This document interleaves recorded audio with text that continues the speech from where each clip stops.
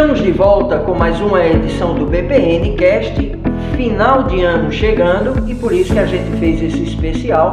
É uma temporada só de programas para lá de especial, por conta dos convidados que são muito especiais também, não só na minha vida, né, por vínculos de amizade com muitos deles, inclusive é também o caso de hoje, como também para você, dado o nível de informação, de conteúdo que é transmitido. Se você ainda não é inscrito no nosso canal, aproveita aí, se inscreve, deixa seu like, compartilha, né, com seus amigos, compartilha nos grupos. Além disso, também deixa o seu comentário, né, comenta sobre o conteúdo ou uma sugestão de entrevistado.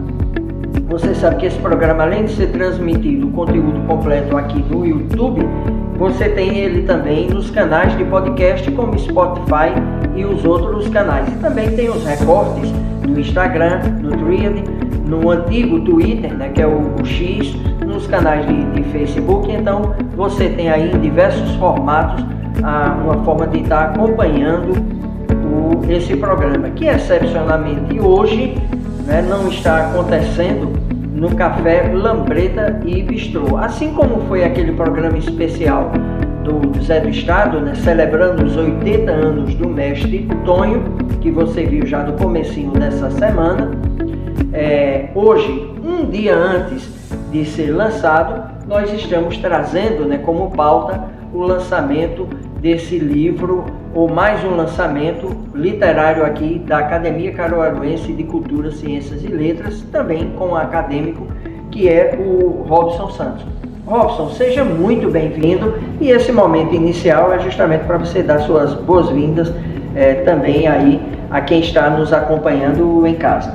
Eu agradeço imensamente essa oportunidade, parabenizo o seu trabalho, o seu projeto, nessa proposta de realizar entrevistas e de patrocinar de alguma forma. Você patrocina, promove, divulgando a cultura em nossa cidade. Então, eu fico muito feliz de estar aqui participando do seu programa e divulgando o lançamento amanhã do meu livro Cânticos e Nostalgias. Então, conta pra gente, Robson, quem puder estar já na sexta-feira, acho que é 8 horas, não é isso? É 7h30, 19h30. A partir das 19h30, conta um pouco de como vai ser essa programação. Daqui a pouco a gente vai conversar sobre o livro também, mais especificamente sobre essa programação que está sendo organizada do lançamento do livro. O que é que tem de interessante? Como é que vai ser? Então, amanhã, às 19h30, aqui na Academia Caruaruense de Cultura, Ciências e Letras, a ACACIL, que fica na rua 15 de novembro, 215, no centro da cidade, nós estaremos lançando o livro. Na oportunidade, teremos o prefaciador, que é o presidente da ACAFIL, Academia de Filosofia e Letras de Caruaru, Caesa, que vai nos brindar com a sua apresentação. Ele fez um excelente prefácio para este livro. E também teremos a apresentação artístico-cultural do Centro Cultural Hare Krishna aqui em Caruaru. Então, será uma oportunidade de conhecer um pouco dessa cultura da Índia. Inclusive, o livro está inspirado, em parte, nesse repertório linguístico do Rabindranath Tagore, que falaremos logo logo. Antes de chegar tão distante, né, na Índia, eu queria que você relatasse, aproveitasse esse momento, relatasse um pouquinho de sua história, né? Vamos trazer para a nossa realidade aqui local. O Robson Santos é natural de Caruaru, nasceu por aqui mesmo. Isso. O que é que traz na memória aí dos seus pais? Seus pais também são daqui? Exatamente. Eu sou de Caruaru, nasci no bairro Petrópolis, e a minha história, ela inicia aqui. Eu fiz o primeiro ano, a primeira série, antigamente se chamava primeira série, na escola professora Adélia Leal. Depois fui para Recife, e de lá eu migrei para Campina Grande, que é justamente o livro. Ele inicia na década de 80, quando eu comecei a fazer as primeiras poesias inspiradas em Rabindranath Tagore, quando eu li pela primeira vez o seu livro famoso, que é Gitanjali, chamado Oferenda, um livro que premiou ele com o Prêmio Nobel de Literatura em 1913, e a partir dessa literatura eu fiquei encantado e me inspirei no estilo, na retórica, no componente linguístico para produzir algumas poesias. Então começou esse livro já na década de 80, eu assino lá Campina Grande, depois Caruaru, quando então eu aqui estou. A minha formação, Paulo, ela foi feita aqui mesmo, em Caruaru, na Fafica, saudosa Fafica. Eu fiz o curso de letras, depois eu fiz psicopedagogia, e aí enveredei o mestrado e doutorado em psicologia cognitiva, mas com foco na linguagem. Então eu sempre trabalhei em linguagem, então eu fiz o mestrado, o doutorado em psicologia cognitiva na UFPE em Recife, e depois eu fiz ainda, para completar esse ciclo aí, o pós-doutorado em linguística na Universidade Federal do Ceará. Então eu tenho essa formação, perpassando aí na área da linguagem, da psicologia e da linguística especificamente. Mas enquanto educador, você chegou a passar pela experiência de classe de aula? Você chegou a lecionar? Sim, não as séries iniciais. Então toda a minha formação profissional na área de educação foi sempre na área de ensino superior. Eu já trabalhei também no Senai como coordenador pedagógico, tive essa experiência como coordenador em Recife, numa das escolas técnicas, mas o foco mesmo foi quando iniciou na Fafica e outras faculdades particulares, e depois a Universidade Federal Rural de Pernambuco, e agora eu estou aqui na Universidade Federal de Pernambuco, em Caruaru. Então esse campus Agreste, você leciona, você permanece em atividade. Enquanto professor. Isso.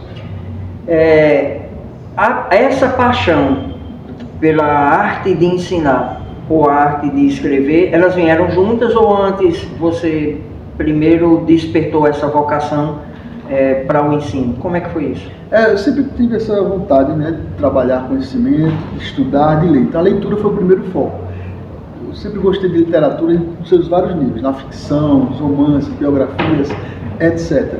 E participando de um grupo religioso na cidade de Campina Grande, eu participava nessa atividade de levar as crianças um pouco de conhecimento. Então isso foi despertando esse lado educacional de professor. Mas foi na universidade, trabalhando com jovens, que eu pude realmente me realizar e me realizo. Sou professor aqui do Centro Acadêmico do Agreste, na Universidade Federal de Pernambuco, na área de linguagem.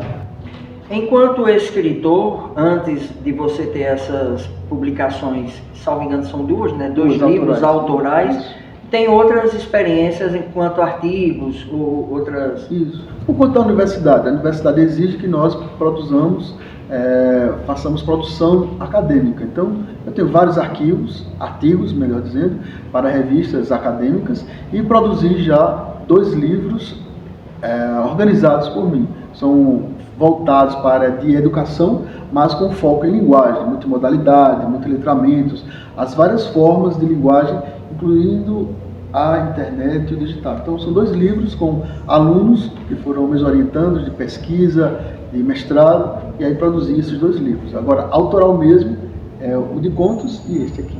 Pela sua experiência enquanto educador, vivendo esse momento agora que está se vivendo, que é a discussão entre conciliar ou não os equipamentos e os instrumentos eletrônicos, né? Dá para conviver com classe de aula as duas coisas? Na sua opinião, é melhor realmente excluir, ou a partir de certa idade sim, outra idade não? Como é que você entende isso, o uso do celular ou desses equipamentos em relação à atividade acadêmica, né? O meio estudantil?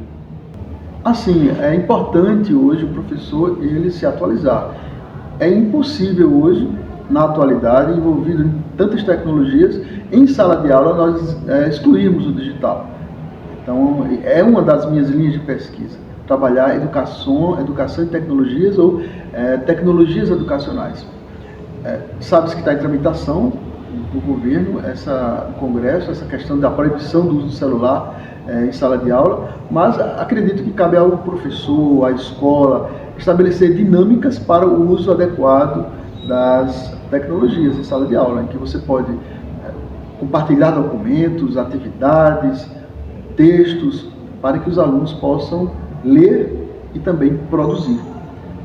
Mas eu penso que isso deve ser bastante discutido, porque se não tiver um determinado controle, sabe, Paulo, principalmente na faixa etária menor, os adolescentes, e aí eles vão migrar para jogos, e quando você está dando aula, apresentando um assunto, trabalhando conteúdos, esses alunos rapidamente estão trocando ideias no TikTok, no Twitter, e entre outros aplicativos e jogos. Aí eles desviam completamente o foco. Então, o uso deve ser direcionado, bem direcionado, pedagógica e didaticamente falando.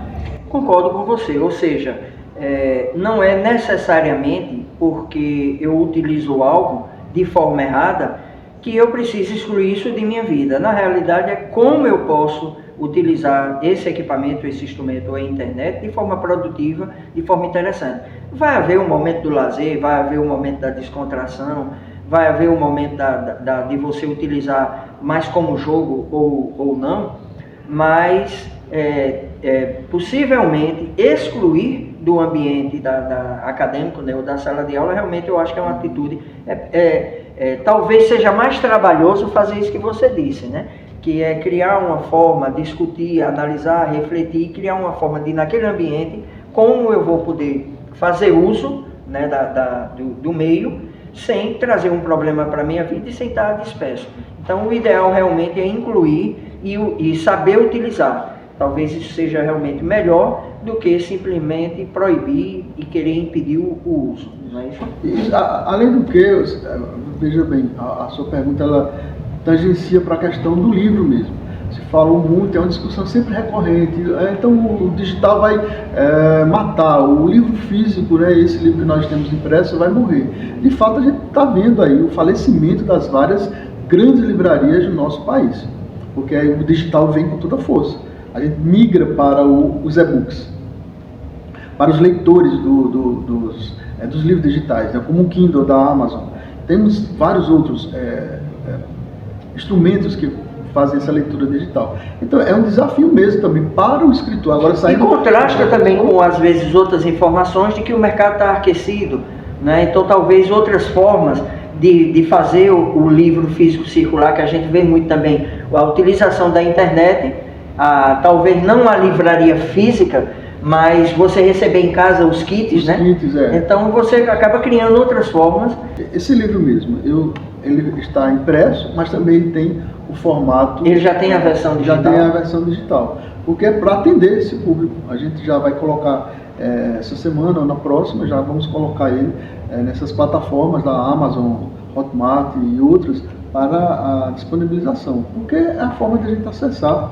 Mas é um desafio para o escritor hoje, ele escrever no impresso, porque como essa nova geração já está tão acostumada com as tecnologias, você ficar horas sentado, olhando página por página, isso remete a uma espécie de movimento do passado, parece dos adolescentes, que só é passando o dedo na tela, né? Então é um grande desafio. E que necessariamente não é que eles não gostem de ler, né? Embora que tenha uma parte que não gosta, mas também tem uma parte muito grande de adolescentes e de jovens que gostam, e só tem que se adaptar realmente à nova tecnologia. O seu primeiro livro tratou sobre o quê? O primeiro autoral, né? O primeiro autoral foi contos. Então eu fui uma reunião de contos. Eu fui um contista, né, no primeiro livro, em 2021, o livro Contos em 3 tempos, passado, presente e futuro. Então eu fiz um compilado de 10 contos ambientados no passado histórico. Eu sempre ia nos jornais da época, desde a descoberta do Brasil até os dias, aquele momento, de 1900. E segue uma ordem cronológica? Uma ordem cronológica, E aí eu falei lá do Cassino da Urca, no Rio de Janeiro, 1968, a ditadura militar, a construção de Brasília. Então eu me ambientava naquele contexto, como é que surgiu o bondinho no Rio de Janeiro. Então eu me ambientava naqueles ambientes históricos que realmente existiram e criei personagens. Então fui para o momento presente e depois criei contos do futuro. Contos, eu termino o livro do contos imaginando um alienígena chegando, aterrissando aqui em Recife, em Olinda, melhor dizendo, no Carnaval. Eles acharam um planeta, desceram aqui no planeta e chegaram exatamente no momento. Vamos ver como é que esses seres, né? Quando chega lá, todo mundo fantasiado, é aquela loucura. Então, eu criei vários contos futuristas de ficção nessa parte do futuro, como um casamento com um androide. No futuro, você vai comprar androides para a sua casa. E aí, num desses contos, eu inseri essa história, em que um desses androides, que tinha uma uma feição parecida com um ator hollywoodiano, a mulher se apaixona pelo androide e se separa do marido. Então, eu fiz vários contos assim, interessantes. E aí, esse agora, 2024, é bem diferente, porque é poesia. Ele está disponível na Amazon, e você colocando lá no... Mais físico, mas não. Físico você pode solicitar lá, tem sim. Ah, certo. Na então, própria editora Publishing, na editora, que é de Curitiba, você acessando, colocando no Google, você pode solicitar ele impresso também. Antes de voltarmos para o livro atual, você na atual diretoria da academia, você atua como secretário. Você está em que cadeira? De qual? Acho que é Joel Pontes, não é isso? Joel Pontes, isso. E a partir de quando surgiu essa história, essa questão do reconhecimento, né, da academia, com você como acadêmico? Isso aconteceu em 2014, então a gente tem aí 2013, 2014, já tem 10 anos de academia. E naquela época eu fui convidado pelo um dos fundadores, o Dr. Walter Andrade. O Dr. Walter Andrade foi que fez a indicação, e aí E você já conhecia o trabalho da academia? Eu já acompanhava, mas não assiduamente, de modo tão intenso, né? Então eu sinto muito honrado de estar participando. Ocupo a cadeira número 19 de Joel Pontes, que também, como eu, foi professor universitário aqui no Brasil, nos Estados Unidos, e se destacou como um crítico de teatro. Ele foi essa grande voz aí pernambucana, de crítica do teatro, e professor universitário. Agora vamos fazer um mergulho no Cânticos e Nostalgias. Você já falou, né, que mais ou menos na década de 80 ele foi trazendo uma série de questões para você, de curiosidade, e você foi cada vez mais conhecendo, e ele que foi também Nobel da Paz em 1913. Nobel de Literatura. De Literatura, isso. Em 1913. Isso. Não é isso? Exatamente. Então o Rabindranath Tagore é um grande poeta. Ele não só é poeta, contista, grande escritor, músico. Ele elaborou vários hinos na Índia, escultor, pintor. É chamado uma pessoa assim como um Leonardo da Vinci, um polímata, que é uma pessoa que ele se destaca em várias áreas. Várias áreas da arte? Da arte, de conhecimento, de cultura, de cultura de modo geral. É muito abrangente. Muito abrangente. Então ele teve uma grande representatividade com o seu livro, Gitanjali, ele que traz uma lírica universal, falando de uma espiritualidade, e qualquer pessoa no mundo, ao ler o livro, ele não faz uma citação de determinado Deus, mas de uma divindade, qualquer cultura o absorve. Aqui no Brasil ele foi muito bem acolhido por Cecília Meirelles. Então Cecília Meirelles é quem ficou encantado com a literatura de Rabindranath Tagore, e ela divulga, traduz inclusive algumas de suas obras aqui para o Brasil. Esse livro, Gitanjali, Oferenda Lírica, é o primeiro dele, é o que destacou, e foi através dele, na década de 80, que eu me encantei e fui escrevendo também, seguindo essa lírica. Qual é a lírica de Rabindranath Tagore? Ele não tem uma métrica no sentido dos sonetos, quartetos e tercetos, mas ele escreve livremente, trazendo sempre uma melodia e um aspecto filosófico em suas produções. Então é algo que a gente percebe inclusive no andamento da leitura. Isso. Né? Essa harmonia, essa poesia em forma de canção e de... Sempre ressalta a natureza. Ele vai sempre falar de uma mulher ou de um homem que é devoto de um determinado santo, de um determinado mestre, e tem sempre esse diálogo. Nesse caso, a sequência poética sua, os textos caminham também nessa direção. Como é que você... Isso aí ele se viu como inspiração, né? Mas como você desenvolveu? Eu me inspiro em vários escritores, e a partir deles eu vou fazendo as poesias também. Então eu produzo... Elas seguem uma sequência? Elas contam uma história? Não, aqui não contam uma história, não. É uma sequência cronológica da produção. Então eu fui colocando Campina Grande, 1987, Caruaru, 2011, e aí fui chegando até os dias atuais. Mas também segui o mesmo estilo dele, no estilo de Rabindranath Tagore, no sumário da obra. Toda a obra tem um sumário, com título. Então, nos livros dele não tem, é só numerado, 1, 2, 3, 4, 5. E apenas coloquei cântico, cântico 1, cântico 2, cântico 3, mas não tem um título, né? O título você vai perceber à medida que vai fazendo.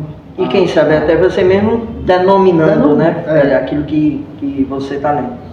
É importante ressaltar que essa iniciativa teve o apoio do governo federal através da Lei Paulo Gustavo e contemplado pelo Estado. Pelo Estado, exatamente. Não é isso? A Secretaria de Cultura de Pernambuco, a SECULT, através do governo de Pernambuco, dentro dessa proposta que veio de início, né, como um incentivo de uma lei que estava socorrendo os artistas, que era a Lei Aldir Blanc, ainda naquele período mais pertinho, né, da pandemia, e no momento seguinte, com o falecimento do Paulo Gustavo, ainda no desdobramento, né, que através do governo federal, do governo estadual e dos municípios, tem essa finalidade, né, de alcançar o segmento artístico-cultural. Interessante esse olhar também por parte do poder público, quando ele se sensibiliza, né, para valorizar o talento dos artistas.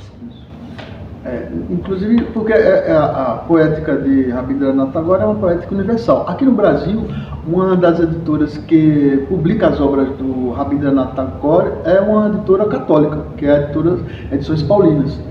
Se você for em alguma editora das Edições Paulinas, você vai ver a publicação. Porque a princípio a cultura indígena, digamos, indiana, poderia trazer uma limitação para o campo religioso só desse segmento, e como você bem colocou aí, como são princípios universais, então ele acaba abraçando, né, as diversas tendências religiosas. E foi por isso que ele ganhou o Prêmio Nobel de Literatura em 1913. Ele foi criticado no seu país porque ele escreveu o livro em inglês, e aí levando essa abordagem da espiritualidade, ainda conhecida pelo seu grande compêndio espiritual, são várias doutrinas religiosas, filosóficas que partiram, né, daquela região ali, inclusive o próprio cristianismo, né, na sua origem, todo aquele campo ali geográfico, digamos. Então a gente tem ali berço de várias religiões e pensamentos. Então nós temos o hinduísmo muito forte, nós temos as várias reverências aos diversos deuses, a questão da yoga. O yoga é muito praticado, as várias linhagens de yoga também são praticadas. Então, atualmente, inclusive, tem muitos ashrams, que são os grupos, os alojamentos, espaços em que se fazem formações dessa espiritualidade do yoga e de outras práticas místicas e espirituais. Então, o Rabindranath Tagore, ele ocupou também um lugar de política lá, porque na época sofria muito a questão da pressão inglesa sobre a Índia. Então ele foi um dos que levantam a voz para defender a libertação da Índia do jugo britânico. Denunciar a opressão e ao mesmo tempo propor, sugerir essa libertação. A gente está chegando já na reta final do nosso papo de hoje, lembrando a você, né, que se você ainda não é inscrito no canal, se inscreva.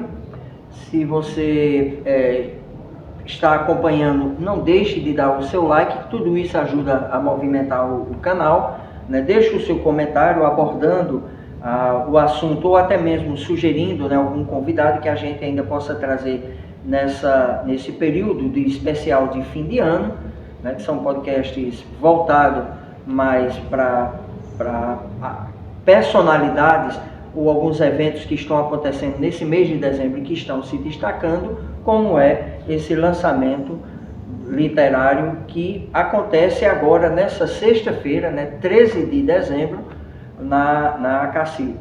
E inclusive com participação artística e cultural de um grupo que vai dar mais originalidade ainda ao conteúdo, né, de forma prática, que é a apresentação artística do grupo Hare Krishna. O Centro Cultural Hare Krishna, aqui de Caruaru, vai fazer uma apresentação cultural, não só cultural, música, a própria gastronomia, né, o que vai ser ofertado. Isso, ele vai trazer o coffee break, como é costumeiramente dito. Eu não gosto desse nome, mas é o que se... Né? É a mesma questão em relação ao podcast, viu, gente? Para que a gente precisa internacionalizar, né? Mas, enfim, é uma questão muitas vezes do momento e a gente... Isso.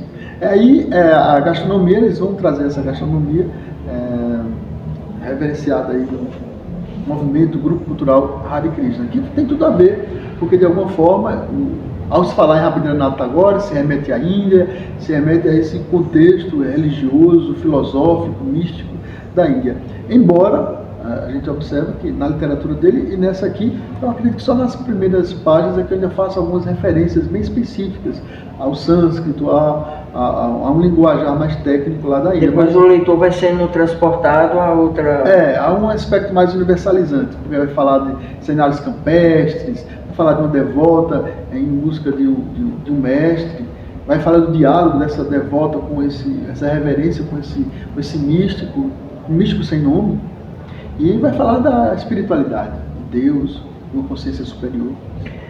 Além do conteúdo literário, tem uma parte ilustrada também no livro, né? Isso quem adquire vai poder ter acesso. Como ele era um polímata, nós vamos ter aqui os vários quadros que eu recolhi por uma exposição de arte, na Galeria Nacional de Arte Moderna, Casa de Jaipur, na Índia, e aí o livro ele vai ter alguns que eu selecionei, algumas obras. Ele também enveredou para a área de escultura, mas eu trouxe só apenas telas, que ele tentou expressar a sua sensibilidade, o seu estilo artístico, também não só na escrita, ele escreveu contos, ele escreveu livros, poemas, muitos poemas, mas também ele fez arte com... O livro, inclusive, produzido aqui em Caruaru, né? Isso pela Corde Editora. Exatamente. Uma editora de um membro que é também acadêmico, só que da Academia Caruaruense de Literatura de Cordel, que é o Nelson Lima, que tem feito um belíssimo trabalho de acabamento e contribuindo muito para a expansão também da produção literária, é uma forma de escoar essa produção literária de quem escreve livros. A proposta da Lei Paulo Gustavo é promover justamente, com um incentivo financeiro que é aportado para quem foi contemplado, para que ele circule na própria cidade. A gente não coloque editoras de fora e contrate todas as pessoas que vai fazer a revisão, que vai fazer a divulgação da própria cidade. Então, nós escolhemos o Nelson e ele fez esse trabalho realmente belíssimo. Atrás nós colocamos inclusive o QR Code, que vai remeter ao site, e lá no site a gente tem inclusive a tradução em libras da apresentação do livro, não do livro. Então nós também contratamos um tradutor em libras para que ele pudesse fazer a apresentação, um pouco disso que a gente está conversando aqui agora. Quem é o autor, fazer uma recitação de um poema e explicar o que é o livro. Eu gostaria de compartilhar com quem está nos assistindo. Eu vou ver aqui um poema mais curto para a gente aproveitar o momento. Cântico 53. Ó amado, quando chegarás? Todas as manhãs eu acordo ansiosa por te encontrar. Eu aguardo que tocarás à minha porta algum dia os sinos de tua chegada. Eu sentirei que serás tu e meu coração exultará como um passarinho que voa livre, como flores que se abrem ao toque da primavera. Um rebento de broto rompendo a terra, uma onda chegando na praia, trovões e relâmpagos riscando os céus. Apenas um perfume inebriante entrará nos meus aposentos, e então eu correrei à varanda, abrirei as janelas e deixarei que tu entres em minha cabana. Olharei em teus olhos, não diremos uma só palavra, apenas nos encontraremos no abraço e sentirei que o movimento do mundo e o compasso suave do tempo simplesmente fossem parar. Como vai ser nessa sexta-feira, fica aí o reforço mais uma vez, 13 de dezembro, 19h30, na Academia Caruaruense de Cultura, Ciência e Letra, na sede da ACACIL, na 15 de novembro, ali pertinho, quem é daqui da região de Caruaru conhece, pertinho da Câmara Municipal, o lançamento do livro Cânticos e Nostalgias dessa pessoa muito querida nossa, alguém tão belo por dentro quanto por fora, e que certamente quem puder estar presente vai não só sair enriquecido, né, com toda a vivência da proposta do evento, por conta das atividades artísticas culturais, mas também possibilitar levar consigo esse livro e poetizar mais a vida, né? Inclusive esse final de ano, período muito agitado de compras, que mensagem você gostaria de deixar, né, em relação ao Natal, ao Ano Novo, para quem está nos assistindo? Eu desejo, nesse clima de fraternidade que se estabelece no final do ano, que nós possamos nos harmonizarmos cada vez mais, e eu convido, inclusive, para poetizarmos, utilizarmos a poesia, a leitura da poesia, para assim nós podermos nos tornarmos um só em relação a todos, em relação à natureza, em relação a uma espiritualidade superior. No próximo sábado você tem mais um encontro conosco aqui, com mais um convidado no BPN Cast especial de fim de ano. Até lá!